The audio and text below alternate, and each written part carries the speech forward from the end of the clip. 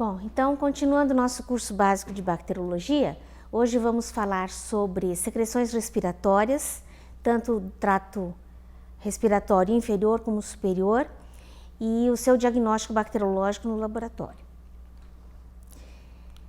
As infecções do trato respiratório inferior compreendem um grande número de etiologias, mas principalmente são infecções virais e bacterianas. Dentre as infecções bacterianas, as mais comuns são a bronquite aguda e as pneumonias comunitárias e hospitalares. As etiologias mais frequentes de infecções do trato respiratório inferior são o Streptococcus pneumoniae, o nosso velho conhecido pneumococo, o Haemophilus influenzae, Staphylococcus aureus, enterobactérias, principalmente em pacientes sob ventilação mecânica, bacilos gram-negativos não fermentadores, na mesma situação, Legionella, que é uma bactéria não muito isolada no Brasil, por problemas de deficiência técnica mesmo. Geralmente, quando há suspeita de Legionella, nós temos que mandar o material para um centro de referência. E o Mycoplasma pneumoniae é outra bactéria não muito pesquisada, mas que é bastante importante, ela pode causar pneumonia atípica primária e também só em grandes centros que é feito o diagnóstico. Clamídia, várias espécies de clamídia também podem causar infecções do trato respiratório inferior, mas também não é feito de rotina a pesquisa dessa bactéria. As amostras clínicas que o laboratório pode receber para diagnóstico de pneumonia ou de infecções respiratórias do trato inferior compreendem o escarro, o aspirado traqueal, o lavado broncoalveolar, lavado ou escovado brônquico, líquido pleural e hemocultura. Nós vamos tratar principalmente de escarro, aspirado traqueal e lavado broncoalveolar, que são as amostras mais frequentes. Lavado e escovado brônquico no Brasil não é muito praticado essa coleta. Então nós vamos só citar que pode haver esse pedido, mas somente centros especializados de pneumologia que fazem esse tipo de coleta. Já o aspirado traqueal e o lavado broncoalveolar são situações mais comuns em pacientes de UTI. E o escarro é o material que é coletado de pacientes que não estão entubados. Líquido pleural e hemocultura nós já abordamos em outro módulo, que foi o de líquidos estéreis. O processamento das amostras. Nós primeiro precisamos fazer uma avaliação da qualidade das amostras que chegam no laboratório. Fazemos uma microscopia, cultura comum no caso de escarro e uma cultura quantitativa no caso de aspirado traqueal e lavado broncoalveolar. Para a coleta de escarro, algumas instruções nós temos que dar para o paciente, porque ele vai coletar basicamente sozinho, sem supervisão. Ele tem que coletar o primeiro escarro da manhã, de preferência, e antes de coletar, ele tem que escovar os dentes sem pasta dental, porque a pasta dental pode interferir no crescimento bacteriano, e fazer um enxágue rigoroso da boca para não deixar nenhum vestígio de pasta dental. Depois disso, ele tem que respirar profundamente e, com esforço de tosse, recolher o escarro em frasco estéril, evitando a contaminação da parte externa do frasco, para evitar contaminação das pessoas que vão transportar esse material. Se o material for escasso, pode-se fazer uma nebulização para aumentar a produção do escarro para coletar uma amostra mais significativa. E o material tem que ser enviado imediatamente ao laboratório em temperatura ambiente. Não se usa colocar em meio de transporte escarro. Para cultura de BAR, cultura ou pesquisa de BAR ou fungos, tem que ser coletadas pelo menos 2 amostras em dias consecutivos, desta mesma forma. A coleta de aspirado traqueal é feita em pacientes sob ventilação mecânica e nós vamos ter principalmente nesse material o isolamento de bacilos gram-negativos e outros patógenos nosocomiais que colonizam a cânula endotraqueal do aparelho de ventilação mecânica. Para essa coleta, geralmente é um fisioterapeuta ou o próprio médico ou enfermagem que faz essa coleta na UTI. Se introduz uma sonda de aspiração na cânula endotraqueal o mais profundo possível. se aspira em bronquinho, já vou mostrar o que é, e envia-se imediatamente ao laboratório. Bronquinho é esse frasco que tem duas saídas e que tem um tubo de silicone que conecta as duas saídas. Como que é feita a coleta nesse frasco? O paciente entubado vai ser colocado o catéter dentro da cânula endotraqueal e uma das saídas do catéter é conectada numa dessas saídas do bronquinho e a outra saída do bronquinho é conectada na bomba de sucção. Se liga a bomba de sucção, vai ser aspirado o material e o material vai ser coletado dentro do bronquinho de forma asséptica, se bem que esse material passa por uma região bastante contaminada, que é a abertura da cânula endotraqueal. Por isso, nós temos que fazer uma cultura quantitativa, porque a bactéria tem que estar numa quantidade muito alta para ser significativa a essa cultura. Já o lavado brônquico é uma das amostras que podem ser coletadas através de broncoscopia. Exclusivamente o médico pneumologista que faz esse procedimento e através de broncoscopia ele pode coletar dois tipos de material, lavado brônquico e lavado broncoalveolar. O que é o lavado brônquico? Se instila um pequeno volume de soro fisiológico estéril dentro do brônquio, através do broncoscópio, e se aspira esse volume novamente e se manda para o laboratório. Já o lavado broncoalveolar instila um volume grande de soro fisiológico, em torno de 200, 300 ml de soro fisiológico. Isso vai aumentar muito a amostragem. Essa quantidade grande de soro fisiológico permite amostrar cerca de 1 milhão de alvéolos pulmonares, enquanto que um pequeno volume de soro fisiológico vai amostrar uma área muito pequena do pulmão. Então, muitos preferem coletar o lavado broncoalveolar porque tem uma positividade muito maior. E esse procedimento se utiliza para diagnóstico de infecções oportunistas em pacientes imunocomprometidos, principalmente, e também para diagnóstico de pneumonias virais. Aqui um desenho esquemático do aparelho de broncoscopia, que é introduzido pela narina e vai até o brônquio. Aqui a parte distal do broncoscópio, que é introduzido até uma certa altura que o médico determina, e essa cânula depois sai e por aqui é instilado aquele volume de soro fisiológico.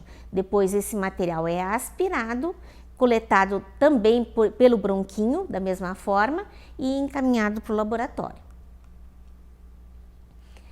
Tanto o escarro como o aspirado traqueal precisam ter a qualidade avaliada antes de ser processado no laboratório, porque são materiais que podem facilmente se contaminar com secreções do orofaringe. Então, como nós fazemos isso?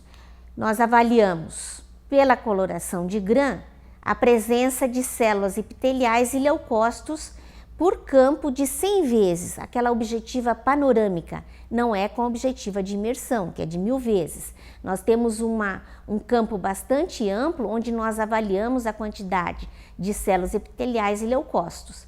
E vários estudos comprovam que uma quantidade menor que 10 células epiteliais por campo e maior que 25 leucócitos por campo, né, nós temos uma amostra bastante boa para fazer a cultura. Tendo mais do que 10 células epiteliais por campo e menos que 25 leucócitos, esse material provavelmente vai conter mais bactérias contaminantes do que bactérias que eventualmente possam estar fazendo a infecção. Já as amostras broncoscópicas, nós vamos avaliar a presença de células colunares ciliadas, células globosas e macrófagos alveolares, que são células do trato respiratório inferior. Então, na presença dessas células, nós podemos considerar que a amostra broncoscópica realmente amostrou aquela porção inferior do trato respiratório. Aqui nós temos 4 tipos de escarro que nós podemos receber no laboratório. Um escarro que está bastante contaminado com saliva, um escarro que tem uma porção purulenta, apesar de ter saliva também, um escarro bastante purulento e um escarro hemorrágico. Esse escarro hemorrágico, muitas vezes nós encontramos em casos de tuberculose. Já em pneumonias, nós dificilmente encontramos escarro hemorrágico e vamos obter essas 3 situações aqui, onde, mesmo nesse caso que está bastante contaminado com saliva, nós podemos pegar uma porção mais purulenta e fazer aquela avaliação microscópica inicial. Aqui nós temos, então, mostrando mais de perto, essas porções purulentas podem ser separadas do resto do escarro com agulha bacteriológica ou então com palito de dente, e nós conseguimos pegar essa porção. Às vezes a gente coloca esse escarro numa placa de Petri para poder separar melhor, e essa porção é que vai ser feita a bacterioscopia e depois a cultura. Aqui nós temos um escarro observado na objetiva panorâmica de 100 vezes, que nós temos muitas células epiteliais. Então, esse escarro não é bom para cultura, esse escarro deve ser recusado para o laboratório, e como é um material de relativo fácil obtenção, nós temos que solicitar nova amostra. Nós vamos soltar um resultado indicando que o material estava contaminado com secreções de orofaringe.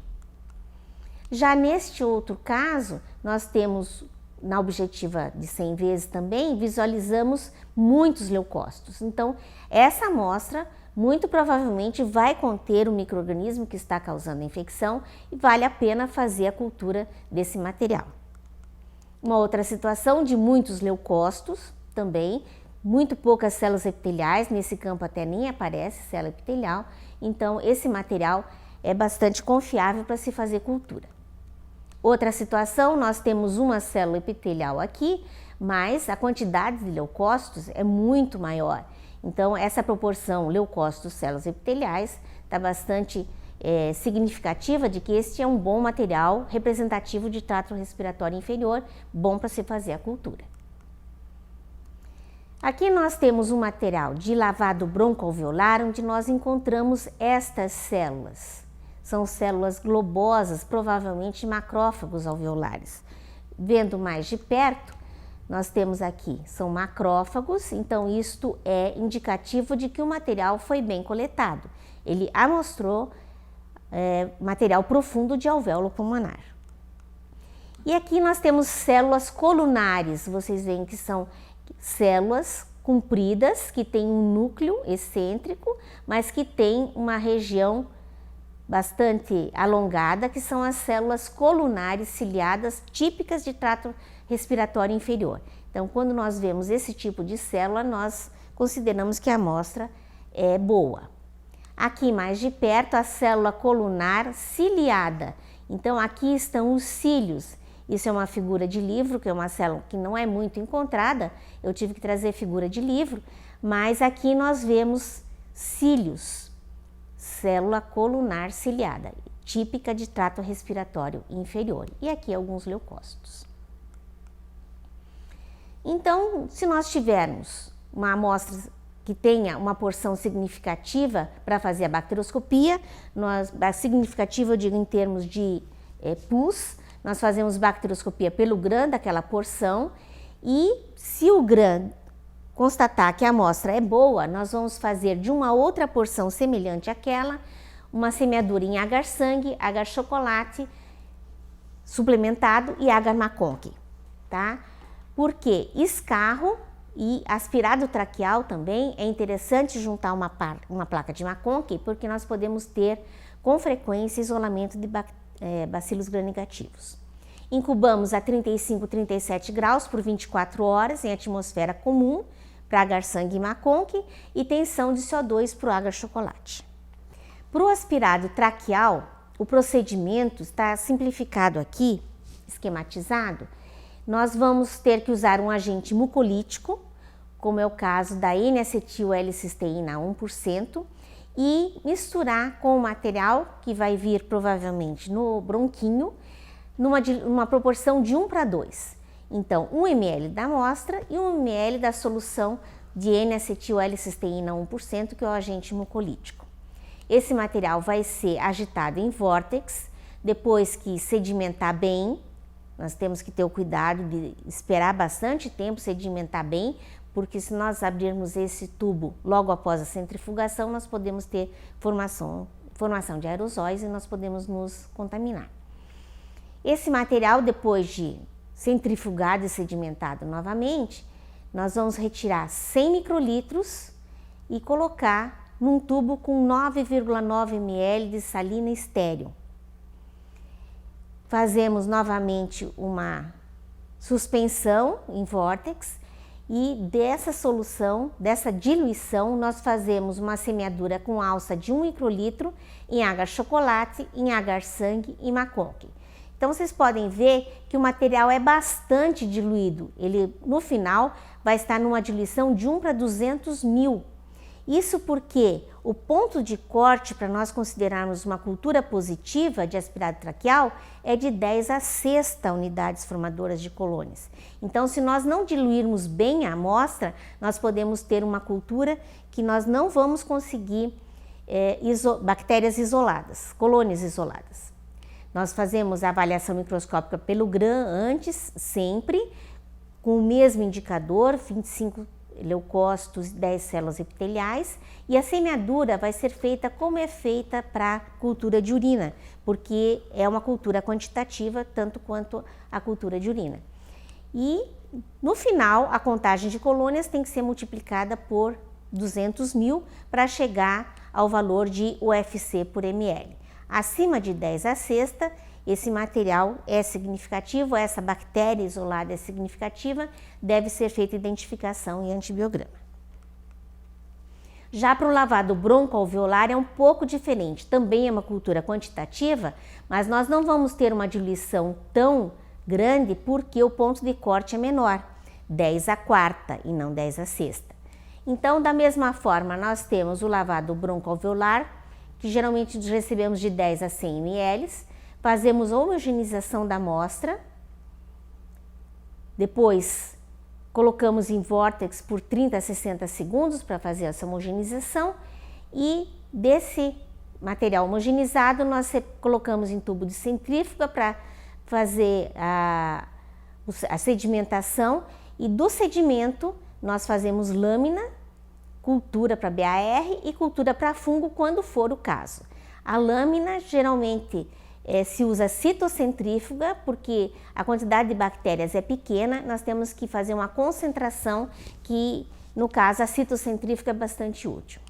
Já para a semeadura, nós pegamos desse material homogeneizado com uma alça de 1:100, ou seja, 10 microlitros e semeamos em agar-chocolate e agar-sangue. Não há necessidade de fazer semeadura em agar-maconque, porque nesse tipo de material dificilmente nós vamos ter bacilos gram-negativos. Neste caso, nós vamos ter uma diluição de 1:100, então as colônias que crescerem aqui, o número de colônias vai ser multiplicado por 100, ou 10 a menos 2.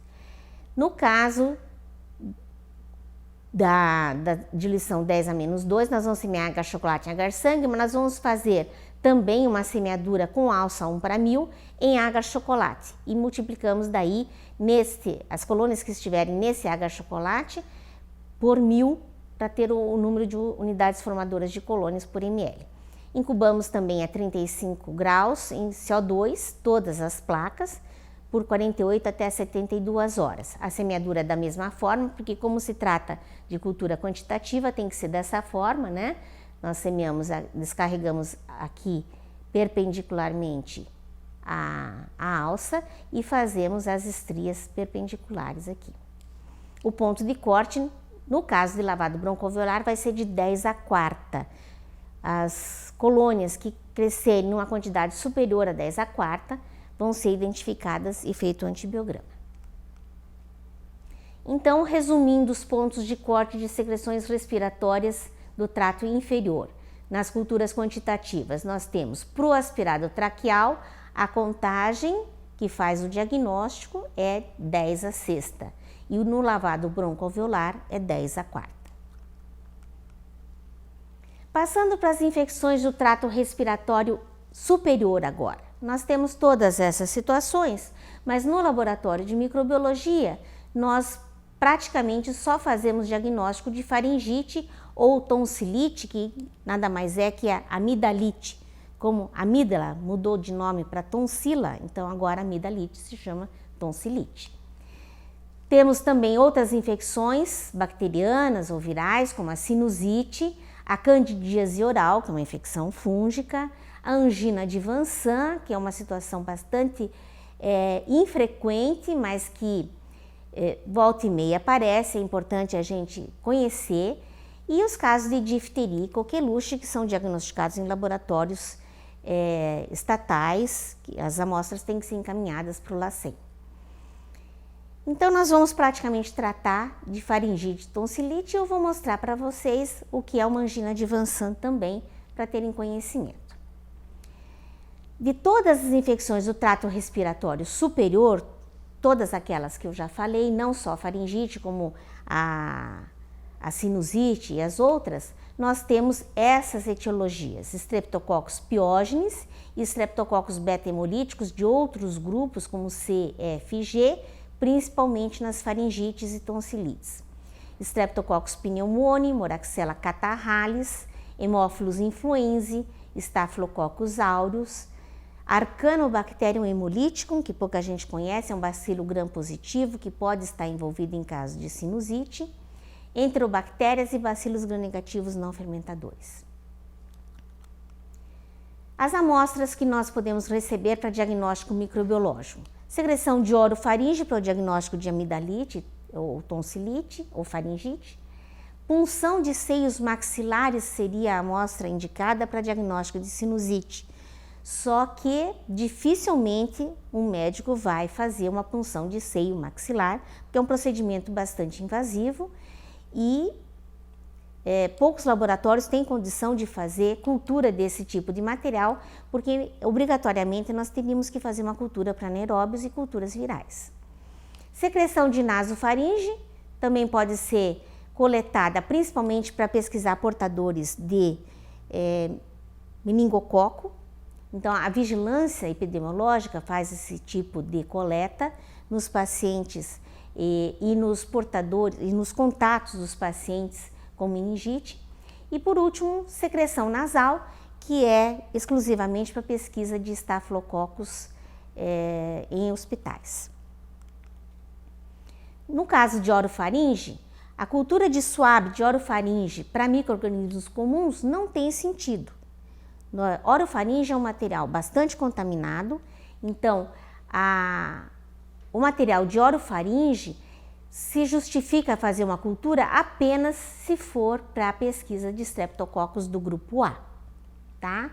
Lembrando que aproximadamente 65% das faringites são virais, então dificilmente nós vamos ter uma cultura positiva para Streptococcus pyogenes ou Streptococcus de outros grupos, e muitas vezes nós temos culturas falsamente negativas. Por quê? Justamente porque mais de 65% das faringites são virais, então a cultura comum não vai detectar. Em todo caso, ainda se usa fazer pesquisa de Streptococcus do grupo A na faringite aguda, devido à problemática do Streptococcus do grupo A, que pode vir a fazer febre reumática e todas aquelas consequências que todos sabemos. Para pesquisa, para a coleta de orofaringe, nós temos que abaixar a língua, com abaixador de língua, e com o suave tocar as regiões onde houver hiperemia ou as tonsilas, evitando tocar os dentes, o céu da boca, a própria língua, porque todas as regiões são muito contaminadas. Então, nós temos que tocar somente as regiões onde realmente possa estar a bactéria em maior quantidade, na tonsila, se estiver inflamada, e nos pontos onde estiver hiperemiado. O GRAM, para pesquisa de streptococcus, não ajuda muito, porque nós podemos ter vários streptococcus no orofaringe e todos eles têm a mesma morfologia. Então, nós não vamos poder identificar pela microscopia se essa amostra tem estreptococo ou não. Quase todas vão ter.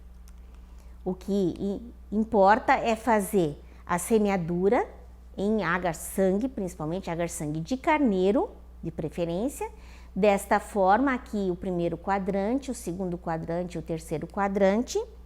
E no primeiro e no segundo quadrante, nós fazermos cortes no agar com a própria alça. Aqui, ó, isso aqui já é no dia seguinte, depois da incubação. No primeiro quadrante, nós temos em volta dos locais onde foi feito o corte perpendicularmente com a alça na superfície da placa, até encontrar o fundo da placa, nós vamos ter essa região mais clara em volta, que a hemólise fica mais evidenciada porque o estreptococo hemoliza com maior intensidade em anaerobiose. Então, na profundidade do agar, nós vamos evidenciar melhor a beta-hemólise. Se nós tivermos esse tipo de crescimento, nós sabemos que existe estreptococo beta-hemolítico nessa amostra. Nós temos que reisolar e fazer a sorologia para ver se ele pertence ao grupo A. Aqui outra situação, quase não se vê a beta-hemólise, está bem fraca, mas nas regiões onde foi cortado o agar, a gente percebe uma hemólise bem mais evidenciada. Então, cultura de orofaringe nós relatamos apenas se encontramos estreptococcus piógenes ou não. Nós podemos eventualmente isolar estreptococcus do grupo C e G, mas se nós não tivermos condição de identificá-los, o problema não é tão grande porque esses grupos não causam sequelas como o grupo A. E felizmente o Streptococcus pyogenes, como foi visto na aula de identificação bacteriana, nós podemos identificar com uma certa facilidade utilizando o disco de bacitracina.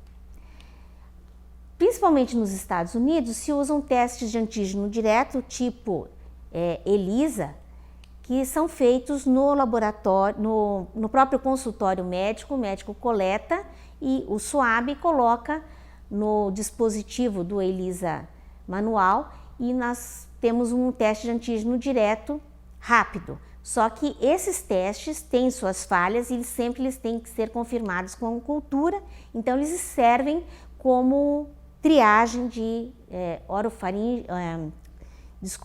cultura de orofaringe para Streptococcus pyogenes. No futuro, muito provavelmente, nós vamos ter sondas de DNA, mas a cultura sempre vai ser o padrão ouro, então todos os métodos que são lançados têm que ser comparados com a cultura, porque a cultura é o método recomendado, é o método que dá 100% de possibilidade de encontrar. Nós podemos ter casos de faringites inespecíficas quando isolamos estafilococcus, coliformes ou Haemophilus influenzae. Nesse caso, nós consideramos como colonizantes. Provavelmente, devido a uma infecção viral primária, nós temos o estabelecimento dessas outras bactérias. Não é necessária avaliação laboratorial e não se recomenda também terapia antimicrobiana no caso de isolamento dessas bactérias que não Streptococcus pyogenes. Apresentando para vocês a angina de Van Sant, ela é uma gengivite aguda necrotizante.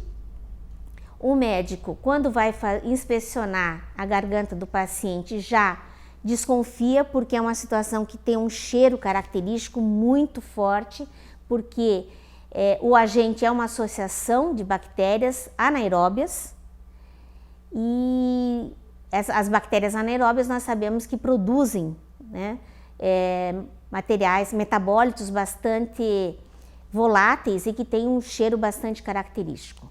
O GRAM é característico. Muitas vezes, na maioria das vezes, se faz o diagnóstico pela coloração de GRAM, não se realiza cultura e o agente, como eu já falei, é uma associação de bactérias fusiformes e espirilos. Aqui nós temos um GRAM, onde nós vemos bactérias bem fininhas espiralares e bactérias fusiformes.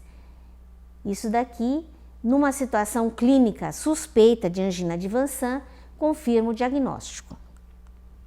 Essas bactérias, aqui nós temos novamente leucócitos, bastante espirilos, bem fininhos, e bactérias fusiformes. Essas bactérias não são cultiváveis, são micro-organismos anaeróbios de difícil isolamento, então o diagnóstico continua sendo feito apenas por bacterioscopia e diagnóstico clínico. Dentre as outras amostras do trato respiratório superior que nós podemos receber no laboratório, são aspirados de nasofaringe para culturas virais, os laboratórios que fazem cultura para o H1N1, por exemplo, e outros vírus respiratórios virais, coletam esse tipo de material aspirado de nasofaringe. Já a secreção nasal é exclusiva para carreadores de Staphylococcus aureus, produtores de resistentes à meticilina, ou MRSA, e geralmente se usa o meio de agar-manitol salgado para fazer essa triagem, essa pesquisa de MRSA em portadores nasais. E seria isso sucintamente. Agradeço a atenção de todos, muito obrigada.